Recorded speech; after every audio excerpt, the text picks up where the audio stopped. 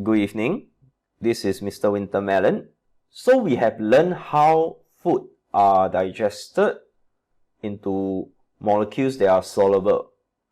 The next important step is for our body to absorb them, then transport them to our cell. So in this video, we are going to learn about the absorption of the digested nutrients as well as where they are transported to. And if you take a look at the learning objective, the key point to take note is you need to be familiar with the structure of something called villus, as well as the row, as well as the capillary and the lacteal. Then you are supposed to state the function of a vein. A vein are blood vessel that transport blood towards the heart. So the important vein down here is called hepatic portal vein. So these two are the important learning objective, while the technical detail of how they absorb the nutrients, especially for fats, I would say is not very important. But we will go through them anyway, because the textbook have it and it might be a nightmare for you to try to figure out what actually happens. Let us start off this video with this microfibre cloth. This microfibre cloth is similar to our small intestine. Small intestine are very long, more than 5 meters long. But is any of you 5 meters in height? How does small intestine fit into our abdomen? So small intestine, they are actually all folded up so that they can fit into our abdomen. Now, besides folding up, to make them long and compact, there is also finger-like projection. So this finger-like projection we call villi or villus for singular. So if you look at this villus down here, you can actually see that on the villus there's actually a lot of other small hair. So this small hair in the small intestine, we call them the microvilli. So these microvilli together with the villi will help to increase the surface area of absorption for the small intestine. And being folded, the small intestine is also very long. So all of this will help the small intestine in its function of absorption on top of its digestion function. So you have seen the microfibre cloth. As mentioned, the small intestine have many folds, and this will increase the surface area to volume ratio. The small intestine is also well supplied with blood capillary, and all of these blood capillary converge into the hepatic portal vein, which transport the blood that is filled with nutrients to the liver. And if we take a closer look, you will see the villus that I'm talking about. And inside each villus, there's lacteal as well as blood capillary. If we examine the wall of the villi, we will notice that all those cells lining up the wall of the villi contain microvilli. So microvilli are actually finger-like projection, and their purpose is to increase the surface area to absorb the nutrients. And it is also important to take note that there's only one epithelial cell separating the inner surface of the small intestine with the blood capillary. This just means that the wall of the villi are one cell thick. So for your info, we have an electron micrograph of a small intestine.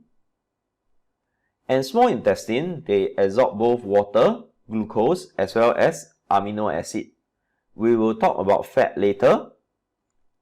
So for water, it is mainly absorbed through osmosis, and most of the water in our digestive tract is absorbed in the small intestine because they are just far too long. So a lot of water will get reabsorbed back into the small intestine.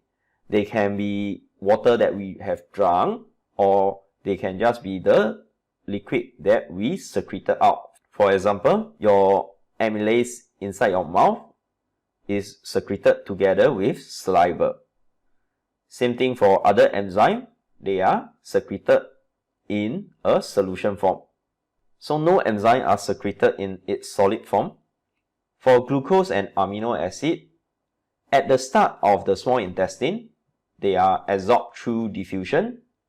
As we move down the small intestine, the concentration of glucose as well as amino acid decrease further and further as they are being absorbed into our small intestine. So when it comes towards the end, glucose and amino acid will have to be absorbed through active transport because their concentration is lower than the concentration of glucose and amino acid inside our blood capillary. Why does our body want to utilize energy? Because in the past, it is really not easy to get a meal. So our body will try our best to absorb all the nutrients that are available. As for fats, it gets a bit complicated because fats cannot just diffuse into our cell. That just doesn't happen because we do not have the channel to allow fats to pass through. However, as we all know, fats are emulsified by the bile salt and lipase will break them down into fatty acid as well as glycerol. Fatty acid as well as glycerol can be absorbed into our cell. So when they enter our cell, fatty acid and glycerol, they will come together and become lipids, and the lipids will be released into our lacteal, which is part of our lymphatic vessel system. And this page is the most important page so far because it head-on addresses the needs of the syllabus. So for small intestine, its function besides to digest food is also to absorb food. So what are the adaptations which allows it to perform its function? Small intestine are very long, so this provides sufficient time for absorption. There are also manifold, and this is to increase surface area for the absorption of digested food. Numerous villi as well as microvilli, this is also to increase the surface area for absorption. Then the wall of villus are one cell thick.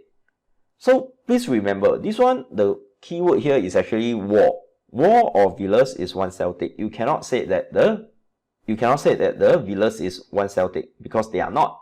It is their wall that is one cell thick. One epithelial cell separating the exterior of the small intestine from the blood vessel.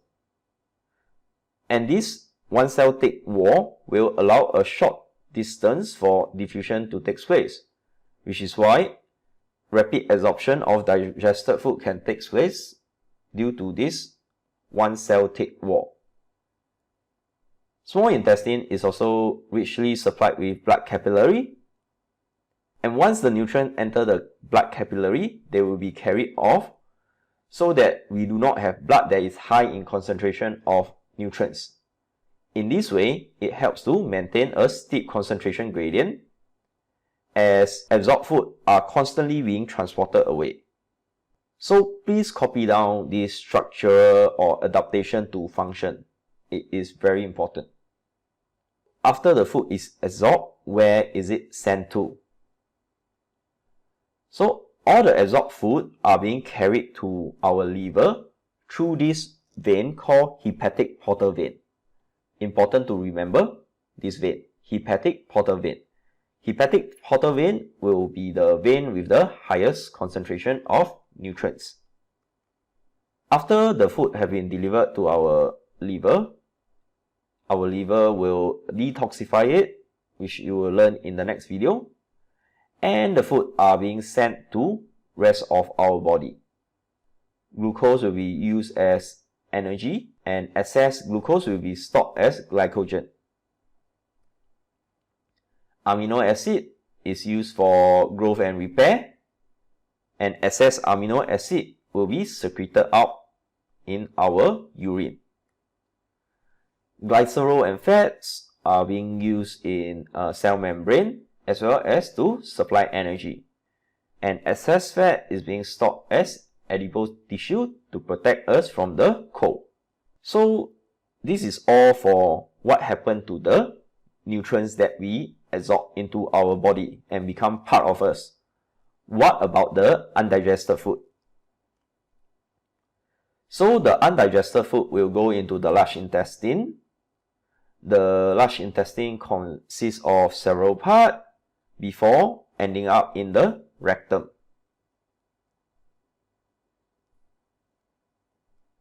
So the function of large intestine is a site where the remaining water as well as mineral salt and vitamin are absorbed. Dietary fiber that we eat are undigestible. They will help prevent constipation. So after the remaining water as well as mineral salt and vitamin are absorbed, the undigested food will be stored in the rectum, and the relaxation of the muscle in the rectum will discharge the undigested food as feces through our anus. This will be all for the fate of the food that are not digested. For the digested food, they get absorbed from the small intestine, go into the liver through hepatic portal vein, and is distributed throughout the body for assimilation. So join us in our next video where we discuss about the function of liver.